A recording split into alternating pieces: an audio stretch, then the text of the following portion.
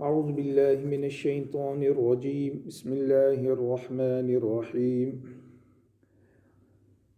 الله ولي الذين آمنوا يخرجهم من الظلمات إلى النور والذين كفروا أولياؤهم الطاغوت يخرجونهم من النور إلى الظلمات أولئك أصحاب النار هم فيها خالدون.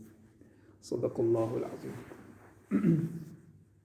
Respected listeners, Allah Ta'ala says in this ayah, which comes one or two ayat after Ayat al-Kursi. It's a special ayah inside Surah Baqarah. So, Allahu waliyul ladhina amanu. And we've always said that Allah Ta'ala is very particular in His usage of wording in the Quran, and hence the Quran is the ever-living miracle of Allah Ta'ala. And one unique part of this ayah is that it's a special ayah because it starts with Allah. Mm-hmm. There are ayat throughout the Quran that start with Allah. They have a significance. And we know that the Sayyidul Ayat, the chief of all the ayat, the chief of all the passages of the Quran is Ayatul Kursi. And that too starts with Allah, the unique name of Allah Ta'ala Himself. And this ayah is special in that regard. So, Allahu waliyul ladhina amanu. Allah is the protective friend of the believers. Those who have iman. Now, let's try to understand what does wali mean. Wali means a protective friend. And Allah Ta'ala has put that in between, sandwiched it in between Himself and the believers. So anybody that has experienced friendship in the past, they say in their own language, by dost bhi hai, purana dost, and this and the other. You know, friend from back in the days. And we have this kind of unique feeling towards that person of support, of protection, of memories. But my respected listeners and others, nobody's an older friend to me and you than Allah Ta'ala. And nobody's constantly had our back more than Allah Ta'ala. And nobody is a guarantee friend till the end, like Allah Ta'ala. Nobody's standards stay constant like the standards of Allah Ta'ala. So it's very easy to become Allah Ta'ala's friend. Very easy to be His wali. And Allah Ta'ala has already extended His help of being a wali. Now, wali is one of the unique names of Allah Ta'ala, that He is a protective friend. He is a protective friend. Another part of the Quran, it goes Mawla. Mawla is another word that's used for Allah Ta'ala. ذَلِكَ بِأَنَّ اللَّهَ مَوْلَى الَّذِينَ آمَنُوا. So here it says وَلِيُّ الَّذِينَ آمَنُوا. And over there in Surah Muhammad, in juz number 26, Allah Ta'ala says, Mawla alladhina amanu. Allah Ta'ala is the Mawla of the believers, and Allah Ta'ala is the Wali of the believers. Now it's important to understand, and if one thing we've understood from studying the Quran is that we should always ask, okay, why is the difference? Whether we know the answer or not, be a student. Be a student of the Quran and ask. And remember, Mufti Shafi, who is the father of Mufti Taqi, somebody asked him, that what is the definition of a talibul ilm? What is the definition of a student? He says a student is the one who always has questions. So if you want to really be a student of knowledge, and if you want to always be a student of deen, then always be inquisitive. Always be inquisitive in the sense that you want to expand your knowledge and you want to learn more and more. So why did Allah Ta'ala say wali here and mawla there? And here Allah Ta'ala said, وَالَّذِينَ كَفَرُوا أَوْلِيَاؤُهُمُ الطَّاغُوتِ. And the disbelievers also have wali. They have actually many protective friends, awliya. But over there he goes, وَأَنَّ الْكَافِرِينَ لَا مَوْلَى لَهُ. So Allah Ta'ala accepted that the believers have a wali, and the kuffar have not only one wali, have many awliya, many friends. But over there in Surah Muhammad, Allah Ta'ala said, but the believers have a mawla, but the non-believers have no mawla. But Mawla, Wali means the same thing. It means a friend. So here Allah Ta'ala said that the disbelievers do have friends. And not only one friend, many protective friends. But over there, Mawla, he said no. So there's something we have to understand. In labeling somebody or even giving somebody a title of friend, there can be an intention of being a friend, or claiming to be a friend, or having the quality of friendship. But in practice, it could be useless. So somebody could be a very close friend to you. But in practice, when the lion comes, runs away. Yes.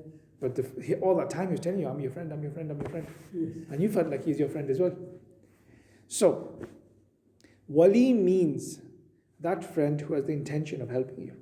Okay. But doesn't necessarily mean the friend who will show in practice and in action.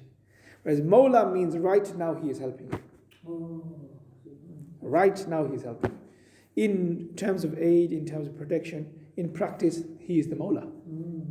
So Allah Ta'ala is highlighting in the usage of this word that Allah Ta'ala is claiming ultimate friendship and claiming to be the protective friend of yours.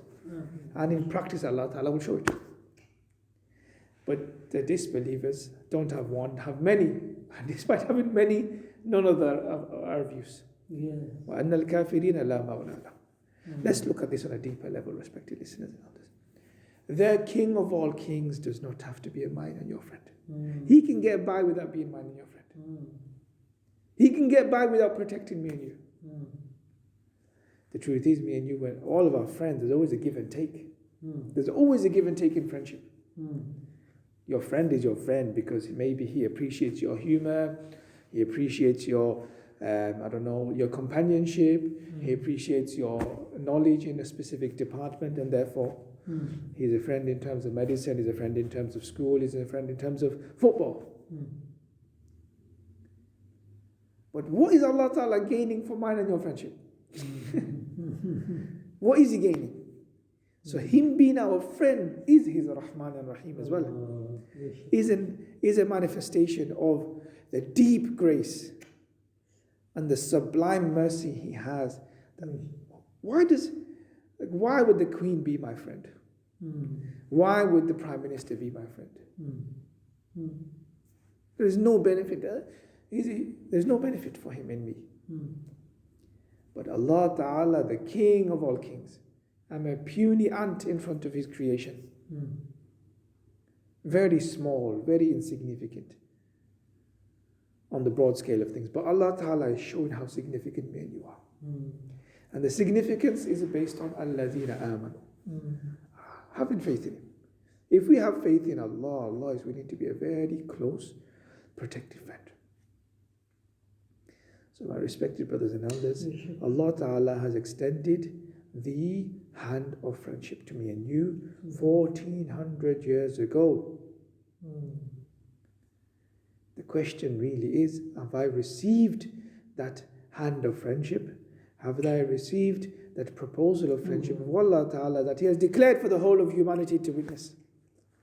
Subhanallah, this Quran will bear testimony against us or for us on the Day of Judgment. Al-Qur'anu hujjatun laka aw alayk. The Quran will be a hujjah, an evidence for me or against me. That I may say on the Day of Judgment with my arrogant tongue and with my ignorance and my neglect on the Day of Judgment, I will pluck the courage to say that, Ya Allah, I had no one to protect me, I was scared, I had no friends. Then the Quran will come along and testify again, Allah, the God. Allah means the God. Waliyul ladina amanu. He's willing to be your friend. So my respected brothers and elders, this month is the month of getting closer to Allah Ta'ala through starvation, through thirst, through Quran, through solitude, through individual vigils and individual work and actions. One thing I will share with you from a Christian colleague of mine. So a Christian colleague of mine, he mentioned to me one thing. He said that he makes this prayer every day in the morning. And it's a very deep thought. Maybe me and you could benefit from it. He says, when he wakes up, he says, because dear God, there is nothing that can happen to me today that you and me together cannot handle. Let's take that again. There is nothing that can happen to me today that you and me together cannot handle. So remember, my respected listeners, Allah Ta'ala is always with us. If this is the faith that people of without Islam can have, the deep faith in their version of God and their version of the Lord, why do we deny the ma'iyyat, the witness of Allah Ta'ala? Isn't this month the month of sabr? And hasn't Allah Ta'ala promised, Inna Allah ma'as sabirin? Allah is with us. What can't I handle with Allah? With Allah on my back, with Allah as my supporter, with Allah as my protector. What in the world is too big for me? Who in the world is too strong for me? What challenge can I not overcome? But it's my duty to show my faith in Allah, and then we will see how Allah Ta'ala pulls us through every situation.